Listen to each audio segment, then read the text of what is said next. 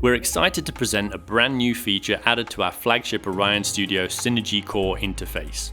A room analysis and calibration tool embedded inside the control panel, turning the Orion into a complete mixing, recording and monitoring ecosystem.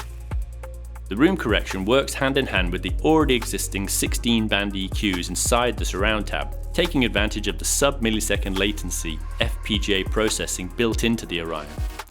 This ensures zero CPU computer load, no virtual drivers and no additional software running. The room response correction happens just before the DA conversion. Now, let's dive into the process of measuring a room and generating a compensation filter inside the Orion Studio control panel. You can see the 5 steps progress bar at the top. Welcome, system setup, verify levels, measurement and results. The wizard will take you through all of these in order, and you can always return using the back button if you need to adjust something. Step 2 is system setup. This is where you tell the app which audio devices to use. Under Audio API selection, you'll see the interface type, in this case Windows Direct Sound. Below that, in the audio device selection, make sure your input device and output device are both set to your Orion interface. It's crucial to set the routing properly. Computer play channels need to go to your monitor outs, and the input you're using for your measurement mic has to be routed to the computer rec channel. In our case, we select Orion Studio Playback 1 and 2, which corresponds to Computer Play 1 and 2. Also, Orion Studio Recording 1 and 2 corresponds to Computer Rec 1 and 2 in the routing. Finally, under Measurement Configuration, set your measurement duration. This parameter specifies the duration of the sweep tone, which will be played later. The default is set to 1 second. A longer one will provide more information for the room and therefore more accurate end result. Choose your microphone positions mode. Quick uses a single position, Standard uses 7, and Advanced captures 21 positions for higher accuracy and wider sweet spot. Once everything looks good, hit Next. Step 3 is all about getting your levels right before the actual measurement. Follow the 4 steps on screen. Make sure your speakers and listening position form an equilateral triangle. Make sure the room is quiet, lower your monitor's volume, then press play test.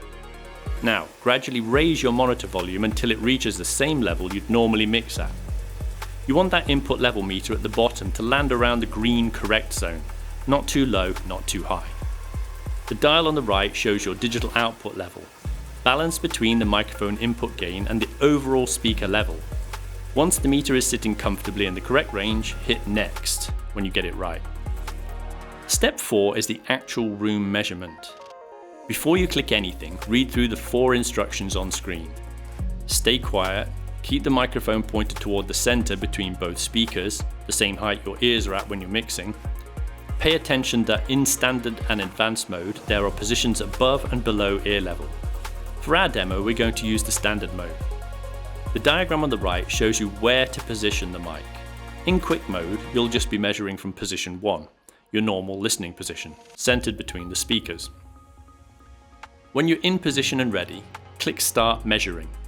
The process bar will start filling up.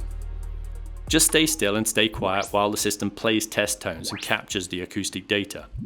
For standard and advanced mode, you get brief instructions on each mic position.